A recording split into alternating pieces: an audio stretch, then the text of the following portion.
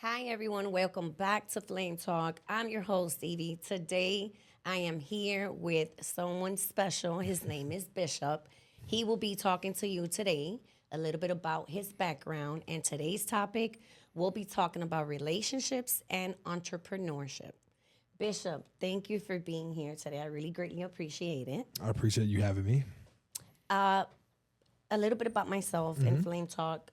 What I do is I talk about relationship, different topics. People sometimes send me different topics regarding their situation, personal experiences, friends, and we all kind of like I post a question on Instagram. People Okay. chime in, and we take it from there. All right, let's do it. So you are on the opposite. You are in entrepreneurship. Can you let us know what is it that you do? So I am a luxury concierge host based in Miami. Basically, what I do is I provide experiences for the 1%, VIP experiences for the 1%. If you are not the 1%, I make you feel like the 1%. So our concierge is called Bishop Executive Services, only the best, BES. And we do everything from VIP logistics to concierge, transportation, private security, VIP access, private chefs, pretty much anything you need within the city of Miami. But we're also based in 30 locations throughout the world. Oh, okay. So people come in. You deal with a lot of tourists. Yes, tourists, a lot of corporate people as well too, companies, entrepreneurs, business owners, people in finance. Like the main thing I actually do is my main demographic is actually people in finance. Okay, that's excellent. I know, when we talk about entrepreneurship and finance, that's like big. Everybody's trying to get now into trying to be an entrepreneur. How do you balance that between, like, let's say your personal life and then your business? So how do I balance? It's funny because I actually do not necessarily believe in balance. No, I don't. I think things that are supposed to happen that are actually in importance, you actually focus on that. And then other things that's actually happening in our lives kind of take like either second or maybe third seats.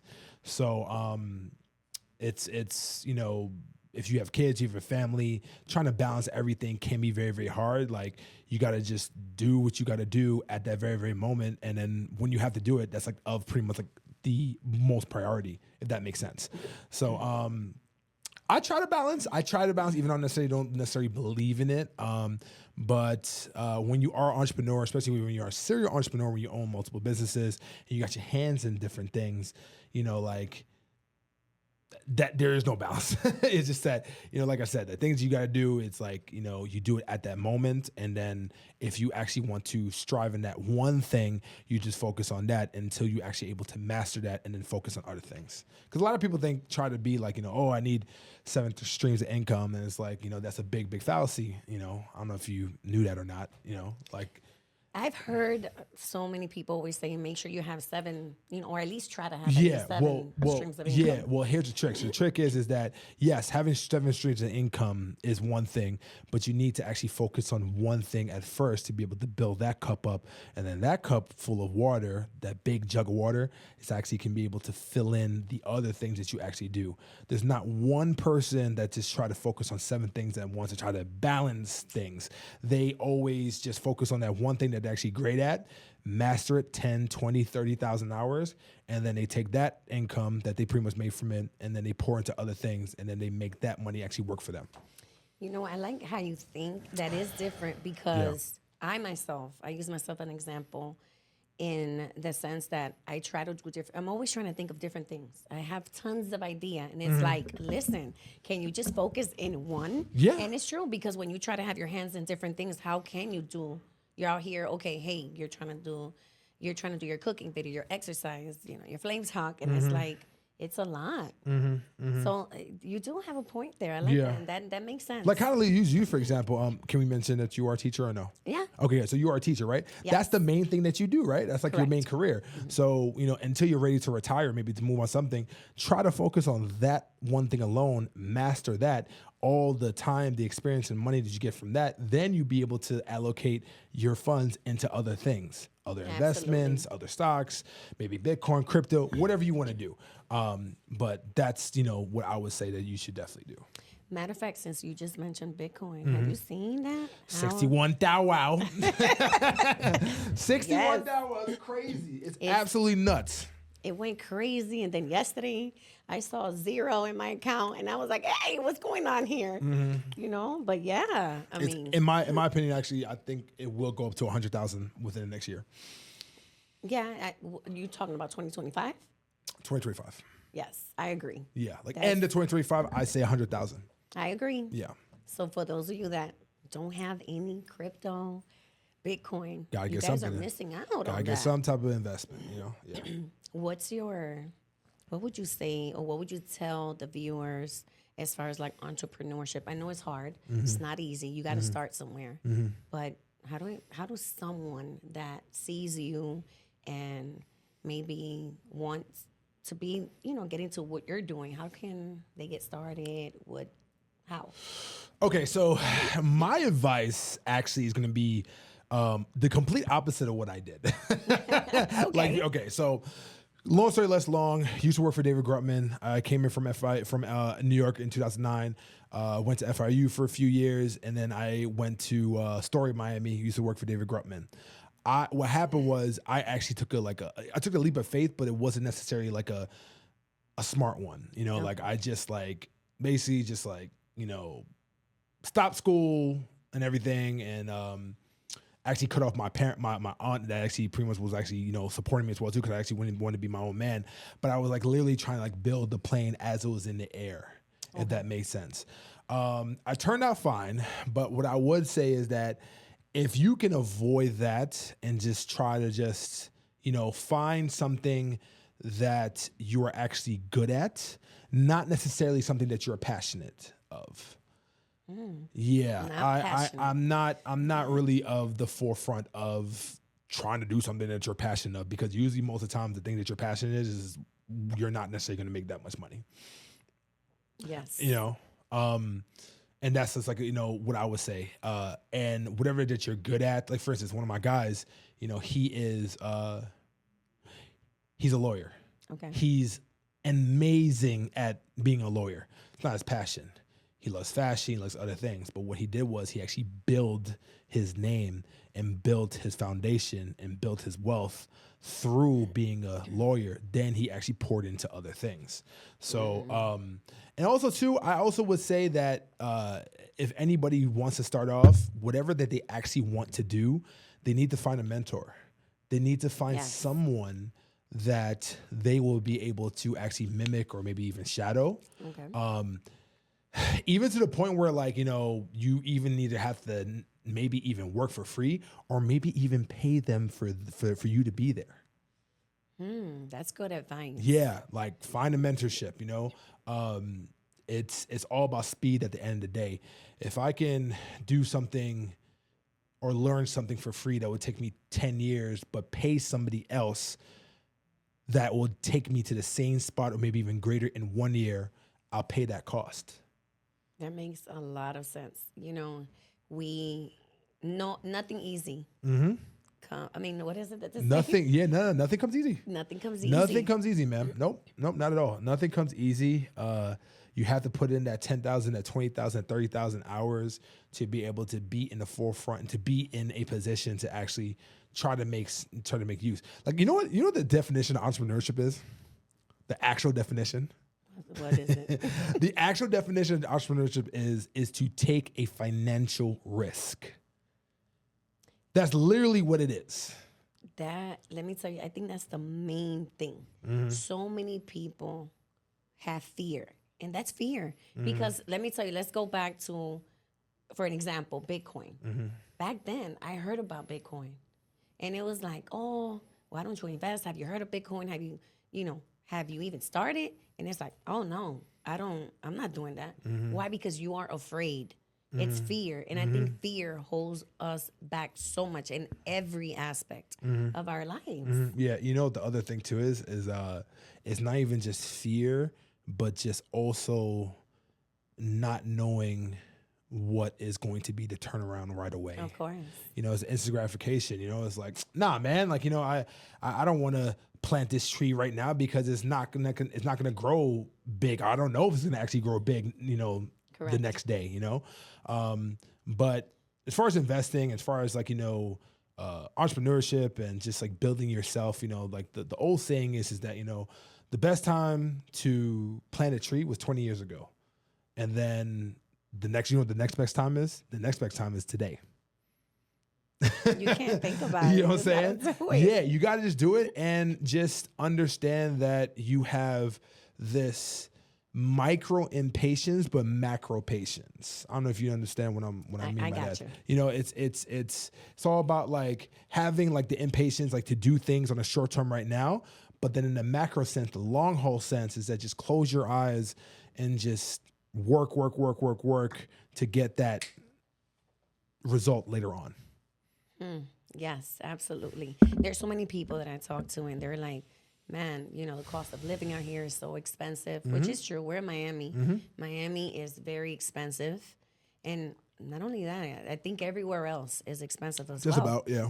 And you hear people that they say to date nowadays is expensive. Can you imagine trying to take, I don't know, 2 or 3 women out in a week? And it's costly. I'm sure. It's costly. A lot of women don't understand that because they're not the one that's paying for the dates. But it's very, very costly. You have to be very, very mindful. I've always said that obviously if you're not necessarily broke, but like if you don't necessarily have the money to be able to take care of the woman or take care of the household or take care of the family potentially, I don't think you should be dating. You should be dating at all. I hear that. You should just focus on yourself and build yourself. Work on your purpose. Work on your purpose, yes, because trying to chase down women all the time, you're gonna lose money, but you never lose money chasing women. Hey, you heard it. You never do. Nope. Sorry, it's flame talk, right? So you gotta have the flame up in here. That's right. Yes, ma'am. Another question I want to ask: do you believe that as you know, I'm a teacher, that college is necessary nowadays? Oh. Back then, parents were like emphasizing that. They'll be like, you know what? I want you to graduate, go to college, get a good career, XYZ. Now I ask my students, what do you want to do when you grow up? And a lot of them, they tell you, I want to be a YouTuber. So what's your input? This is a very, very interesting and touchy subject for me because I always try to tell people to at least yes, handle your business and try to take care of business, but not saying to not follow your passion, right? But definitely take care of business beforehand. Then if you're able to actually take your passion and actually fuel, your dreams and actually make your passion into a reality, that's fine. But a lot of people don't understand the statistics when it comes to actually making it in social media, especially in sports, or just in general when it comes to that lane.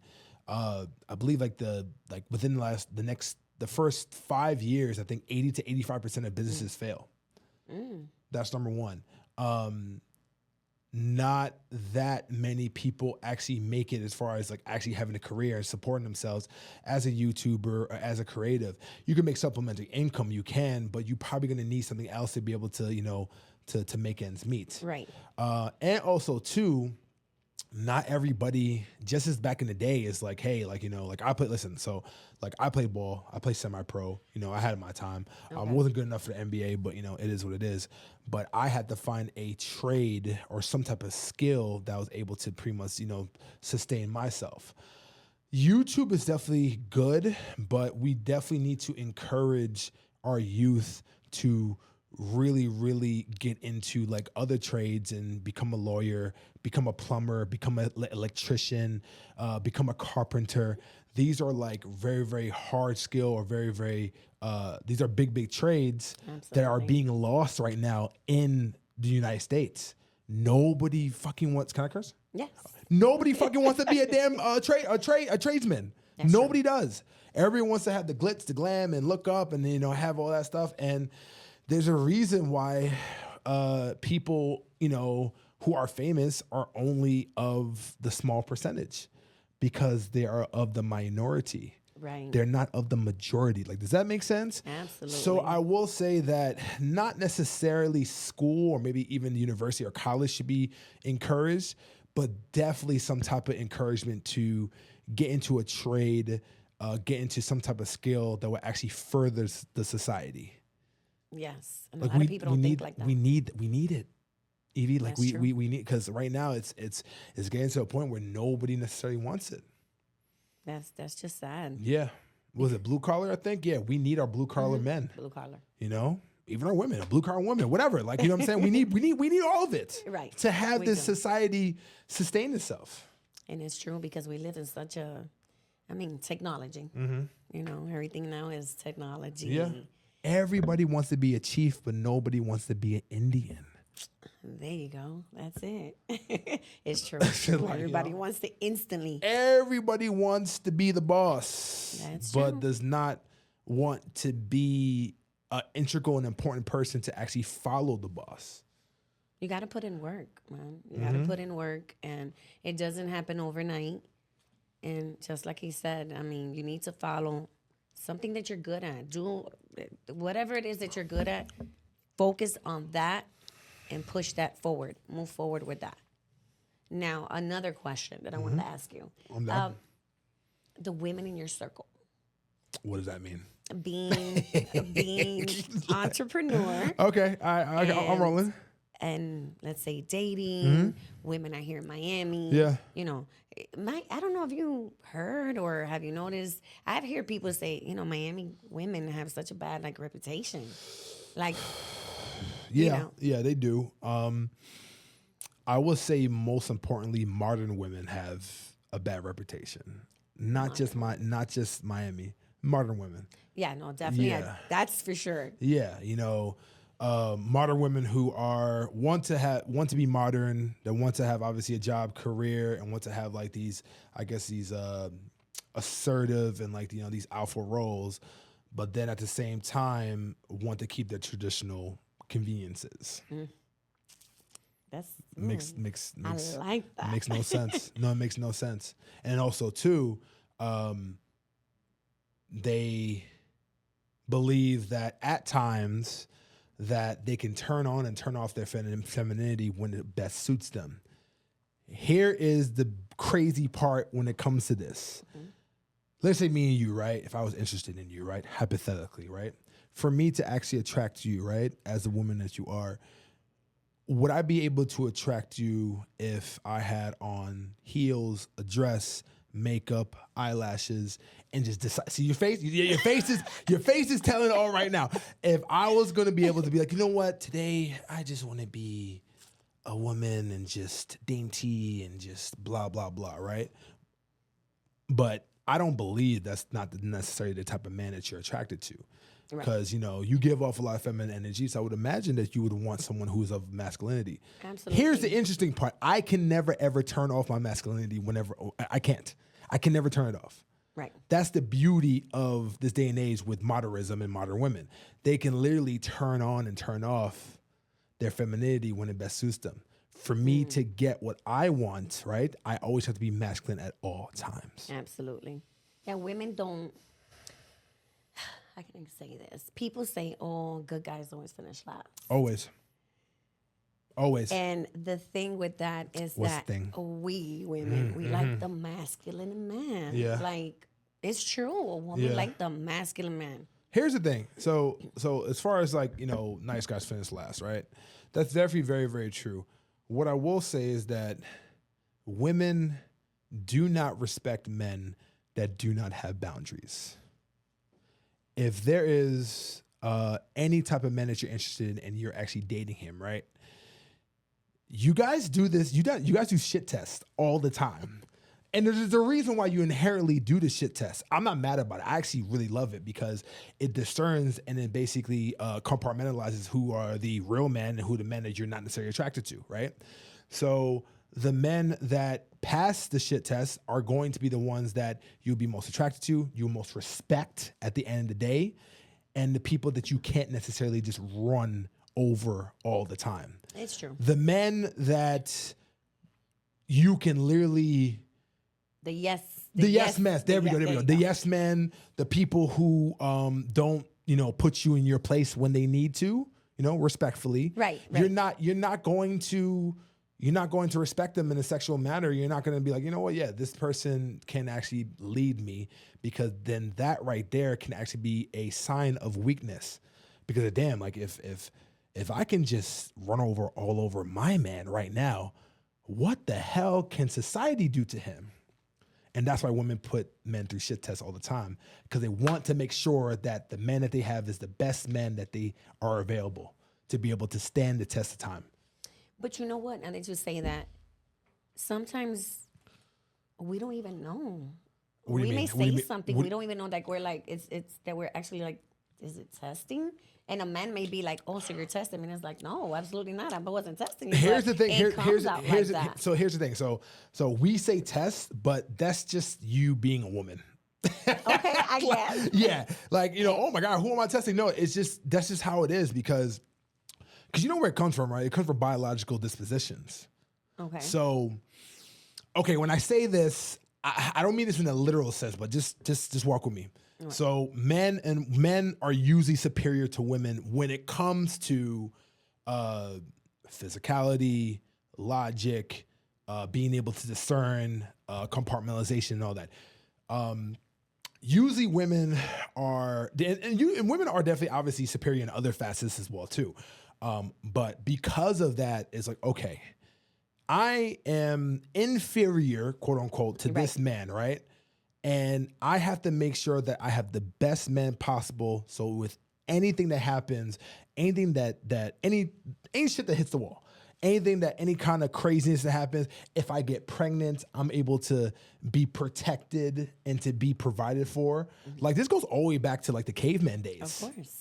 It's like, okay, yes, this man got me pregnant, but can he also fight the other men that are also trying to get me and my kid, or trying to take our belongings or resources? Like, it's an innate thing at the end of the day. Right. We women, we're just, and I always tend to say this, go back to this, we're just emotional. Yeah. We're just so emotional that's why the man, it's, you're the alpha. Yeah. And then also too, it's from a biblical standpoint, or just like from a hierarchy standpoint, the stances are this: God, man, woman, child. Like, that's usually how it is, right? Think about it, right? And I'm not saying that women are children, but I'm just saying that with children, like even with children to the mom, right? Like, you got kids? No. Okay, so let's just say if you had kids, like, you already seen it, right? With like, does like your sisters have kids? Does anybody in your family have kids? My cousins. Okay, I fine. have one brother. Okay, perfect. Yeah. So let's just say your brother. So your brother has a kid. No, he doesn't. Oh, yeah, but your cousin. But my cousin. Okay, so let's just say like you're out, right? And then like your cousin has kids.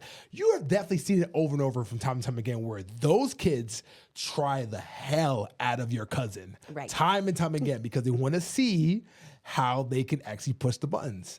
It's the same thing for women to men, because they want to see that, you know what, like, I can really look up to this person and be like, okay, you know what, at the end of the day, he can hold it down, and that's it. And I agree with you. Mm-hmm. I do agree. I'm not, again, I am not an alpha. You're not a feminist? Woman, and I'm not a feminist. Oh, you're not? I'm not. Oh, wow. Okay, that's a plus. Thank you, Lord. No, I'm not like that. Listen, the way I was raised, my parents are very old-fashioned. Mm-hmm. So my mom always gives me, every now and then when we get to talking, she always reminds me and tells me how one day she was in her dad's house, my grandfather's house, may he rest in peace. And it was like 5 o'clock in the afternoon, and he was like, what are you doing here? You need to be home cooking for that man. Mm-hmm. So my mom, at the age of 12, she told me, you're not a complete woman until you learn how to cook. Mm-hmm. Till this day, thankfully, I love you, Mom. Thank you. I love to cook. As I enjoy it. I actually have a cookbook that I took out. Nice. There you go. And I do like it. I don't have a problem. If the man is doing what he is supposed to do, you are, in the household, you're doing what you're supposed to do, you're handling things, guess what? Why wouldn't you want to, I guess you want to say submissive, which that's a whole different topic. Wait, say that again?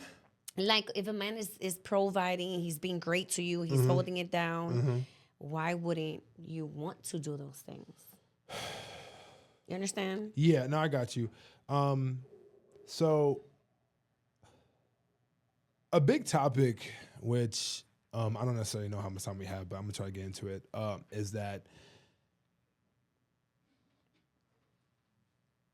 the type of woman that God rest their soul, my grandmother and my grandfather, the type of woman that my grandmother was, my grandfather had to do at least maybe even a fraction of the work to obtain that type of woman compared to what I have to do to attain a woman that doesn't even hold a candle to my grandmother. Like, that's very deep. It's Like, deep, you know, of course. and it's very, very sad because a lot of women these days, or just, I guess, society in general, like, average women do not want average men because women are naturally hypergamous. So do you know what hypergamy is? Yes. Women who are either like to date across or up. Right. Right. Right. 38,000 or 30 or 40,000 is actually like the medium for the average income of a black man. But if you actually go to a woman and be like, hey, how much does your man need to make? They will never say that medium. Yes. And they are average as fuck. And they don't even do a quarter of the things that my grandmother used to do. It's true. I agree. But they demand the stars and the moon. Right. Like, that's very interesting in my eyes. You know what I'm saying? I want the man that makes 100K. Yeah, Like, while black men that makes 100K is less than 10% Right. in the United States. So we really need to have like an honest conversation on what these modern women's expectations really are. So you mean to tell me because a black man who makes the median, which is $38,000 to $40,000 a year, a hardworking blue collar man that works in an oil refinery or maybe even a construction site, because he doesn't make that money to fit not your necessities, but your luxury, Right. you mean to tell me that he does not deserve a good woman? Right. Right. I think that's very, very disingenuous. It is. It is. It's very shallow. It's very, It very is. shallow. Yeah. Very shallow. And that's. And then most also women. too, and here's another thing, not to ramble, I'm sorry, but another a factor is that there's a whole bunch of laundry lists of different things that women want, and mostly men like me, high value men like me, I just want you to be nice. I just want you, Evie, I just want you to smile. And you smiling, giggling. I just want that. Like, Right. things that actually come necessarily natural. But unfortunately, privilege is invisible to those who have it. So when you have a woman who's hardworking and does and makes a whole bunch of money, right? Actually, I'm not gonna go there. What I will say is this: is that the things that I will go. I'm sorry. Hardworking women that make a lot of money, right? They think that because of what they make and who they are and who they become is exactly the same type of sexual attraction triggers that men want. Right. And we don't want that. We are literally standing there. We're literally telling you in this day and age, and shout outs to Kevin Samuels, rest in peace to the Godfather. He said this. He was like, yo, like, we are literally telling you where you guys are trying to take us to McDonald's. Right. And try to give us a Big Mac. No, I want the quarter pounder. No. I want the quarter pounder. Like, why are you telling me that I need the Big Mac? I need the quarter pounder. Right. So, like, and a lot of people don't necessarily like him, but I think that he definitely shedded a big light of the big problem we have as far as like expectations and not necessarily hearing what men really want. And they think it's misogynistic, and it's not misogynist. It's not misogynistic at all. So if you want to call me a misogynist for wanting a woman to be a woman, Right. then kill me now. I agree with that. I mean, Kevin Samuel, you all know him, or most of you already know him, and he had, that's one thing that, oh man, would tell you how it is. He would bring you from here. He'll make you bring it down. Yeah. And make you feel this small. He well, not necessarily make you feel this small, but he will bring you back to reality. Or I guess reality. Yeah, but he'll make you. Yeah. those women with those high standards, they may have a few kids, and when he tells you rate yourself. Yeah, rate yourself from a scale of 1 to 10. what you do Fresh for a face living. out of the shower. You can't use 7. And it's like, wait a minute. So you need to tell me that you are 35 years old. You have a job that's $200,000 a year, or whatever the case, right? But you have kids. all these kids with 2 different baby fathers. Yeah. But then you want a man who does not have kids that makes $300,000-$400,000. That's in the 1%. Why would he pick you? No, like It's really true. logically, like why would he pick you? Why would I No, pick you? Exactly. When you have Yeah, when I you have many more options. And then also It's true. too, here's the other big thing. Once you're able to actually attract that type of man, let's just say this, with the kids and all that stuff, you're not going to be the only person. He's going to have options. Of course. This whole thing about high value men don't cheat, they exercise their options is very, very true. It's like, yo, if you want to deal with a person like me, this is it.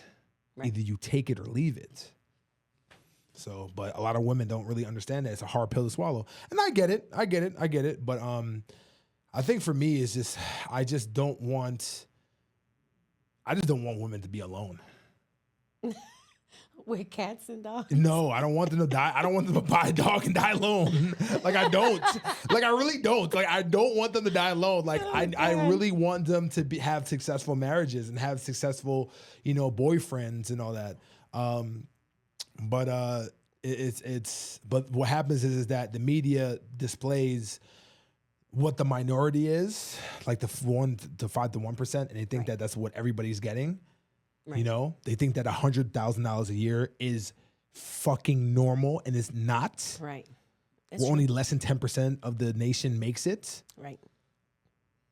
It's true because, and I don't mean to cut you off. Go ahead. A lot of people, a matter of fact, just the other day, a friend was saying how hard like a friend of a friend was speaking to somebody, and it was a gentleman, and he was saying dude was making he makes like 72, 73K, something like that. Yeah. And he was saying how it's so hard to date out here. Yeah. And He would get laughed at. Making 72K, and then he was saying that she was telling me regarding that person how hard he was telling her it is to date out here, making that amount of money. So Yeah. Double of what the average is. Double almost. yeah, So I'm going to say this because I think this I need to say this. So, okay. So I think what happens is that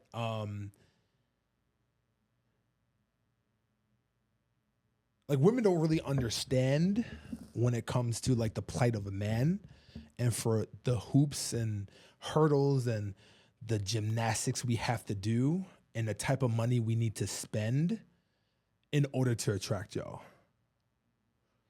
Because all the dates, all of the courting and all of that, it costs money to do that, It does. So I think it's very, very interesting that even if let's just say if I make $100,000 a year and I take $25,000 out of that to try to find a mate and to date, while at the same time, rightfully so, which I don't mind. I think men should always pay the dates and all that stuff and be able to court them. That's just what men do.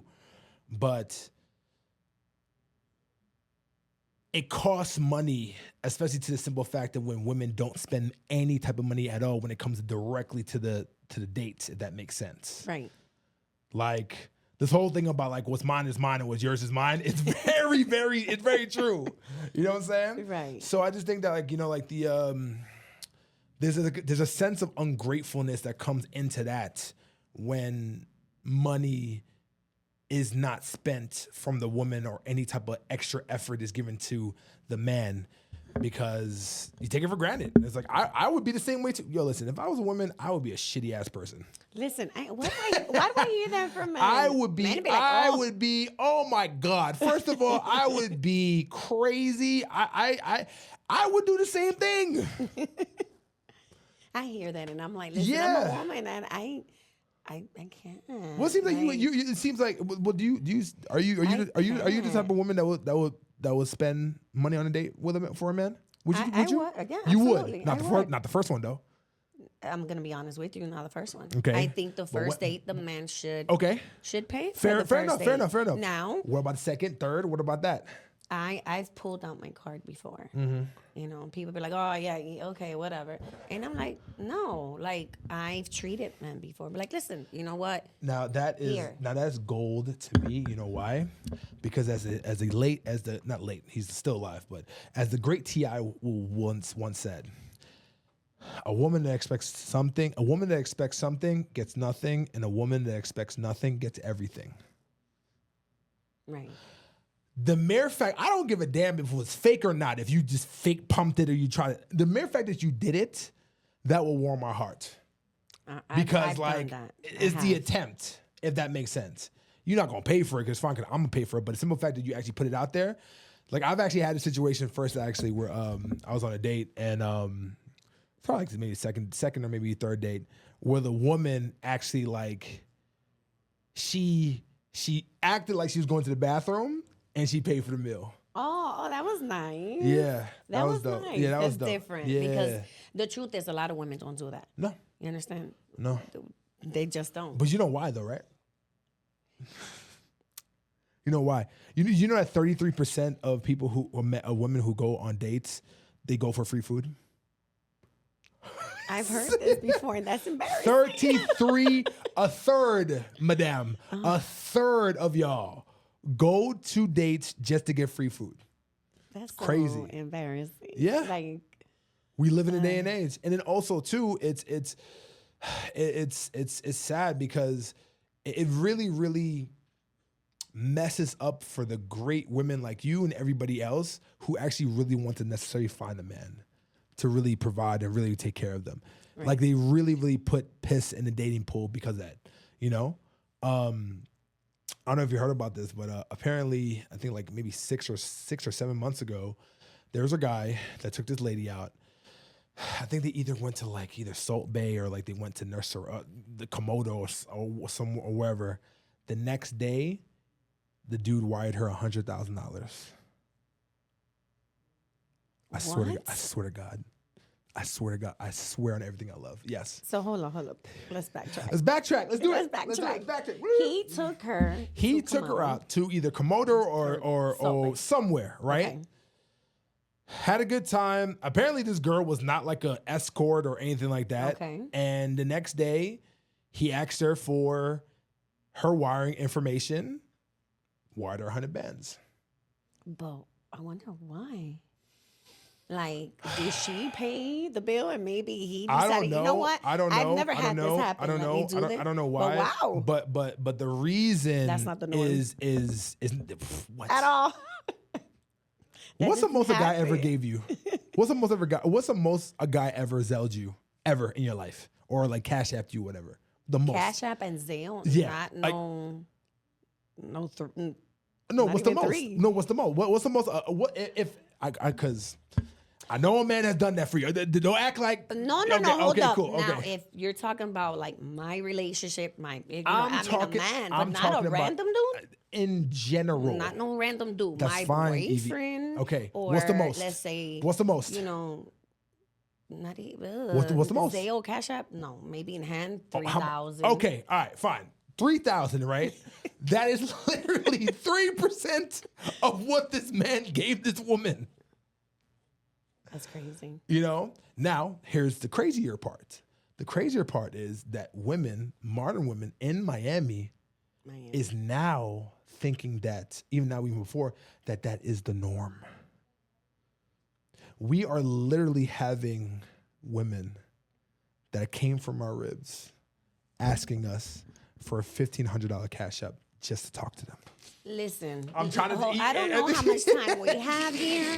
This is good conversation. Listen, But I've heard this before. I have a guy friend.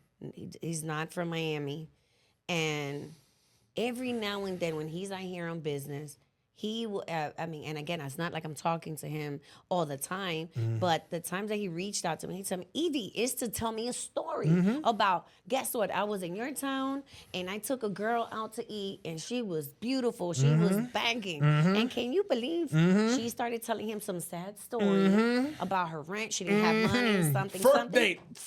First date. These women ain't got no shame. And she didn't ask for 100. Ain't got no shame. She asked for like over 3,000 plus. First and I'm like, she's paying fucking her. date. How do you women? I'm so embarrassed when it comes to talk about finances, ladies. I don't know. That to me that's a sensitive topic. I don't dare. Nor can I sit there and ask a man for money. How do you girls do it? And I'm sure you are out here in your business. Yeah. You're an entrepreneur. Yeah. I take care of 1%. I have stories for days that we probably another time we can talk about. It's happened where it's like, oh man, life is hard. Oh, God. I'm behind rent like 3 months. Hey, listen, can you help me out? It's like, okay, like, did you literally just have me on this date just because so you can try to finesse me or you can try to get money out of me? You know what I'm saying? That's embarrassing, ladies. I don't know. I mean, I got to give you credit if you do that because I would not dare. That's embarrassing to me to ask a man for money. I don't care how much I'm struggling. And I mean, you would have to be like in a dire situation. But you understand why like a lot of men are like jaded now when it comes to dating. Oh, no. I totally get it. Yeah. I totally get it. Women are messing it up for the men out here. It is. You women asking for men for money like that. I mean, if you're doing for that, just do an OnlyFans or I don't know. Do something. Yeah. Get your money that way. Yeah, facts. But yeah. hey. Yeah, and then it's like, damn, all right. So I mean, for me to even get a woman of any type of caliber, like I have to like fetch her like half my rent or half my check to even get a chance. Oh man, you know what? I'm not gonna date at all because. So here's another thing, real quick, and I saw this thing today where this man put a question to one of my friend's stories, and the story the question was what do you expect for us to do? Like we have to have this and this, right? And we have to be 6 feet, have 6 inches, and have 6 figures, right? Okay.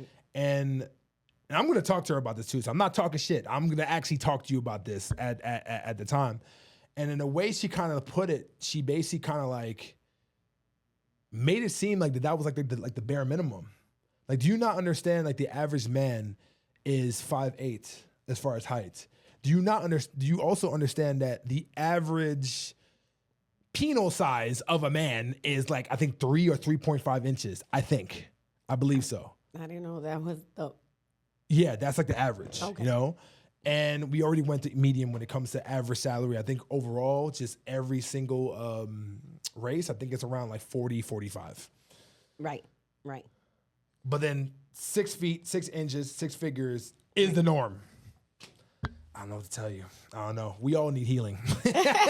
We all need healing. We all need training. We all need all that. We do. So I don't know if you have another question as far as dating, as far as like within the 1% or like within my company. Like I don't know if you wanted to wrap on that. If I did. Okay, But you can share it. I do before we end this episode. I want him, and again, I don't know how much time we have, but make sure you let them know how they can reach you. Yeah. And just overall, I mean, just a little bit of entrepreneurship. A little bit maybe in case just somebody may want to. Do something with you or sure. tips or something. All right, yeah. So let's talk about tips. All right. So as far as entrepreneurship, so like I said in the beginning, find something that not necessarily that you're passionate about, but what you're actually good at. That's number one. try to make as much money with that as much as possible. Fill that one cup, put in the hours, 10, 20, $30,000, and then 30,000 hours.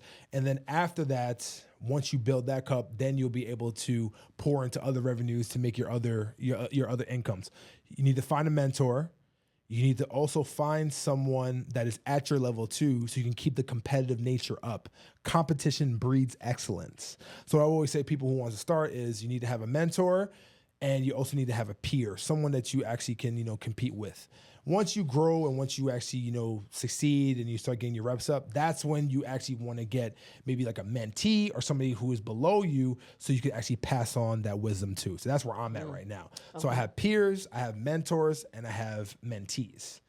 So that's kind of like where the full circle of life happens when it comes to entrepreneurship. Okay. So you get the information from other people who are above you, you share the information who people who are actually the same level as you, and then you give the wisdom and the experience to the people who are below you, so they don't necessarily go through the things that you went through. That's good. Those are great tips. Yeah. And I will also say is, when there's a will, there's a way. You never know, because you're, as my girl Melissa Waggy says from Epic Talks, you're one conversation away from changing your life. You're one moment away from changing your life as well, too. And if you need to reach out to me, my Instagram is at Marvel Bishop. Marvel Bishop on all platforms, TikTok, LinkedIn, Instagram, YouTube, Marvel Bishop TV. I have a podcast, too, where I interview people within nightlife and hospitality and entertainers as well, having candid conversations. And yeah, and if you're looking for the best experience in Miami, you can contact me as well, too. Like I said, I serve the 1%, but if you are not the 1%, I make you feel like it. There you go. I mean, you couldn't have it any better than that. Great tips. Bishop, it was amazing. We can continue talking about different things, maybe in a different We're going to have a conversation after this. And, yeah, it was great. Appreciate you. I hope you all enjoyed this episode. If you did, don't forget to hit like, hit the thumbs up, and share. Till next time. Only the best.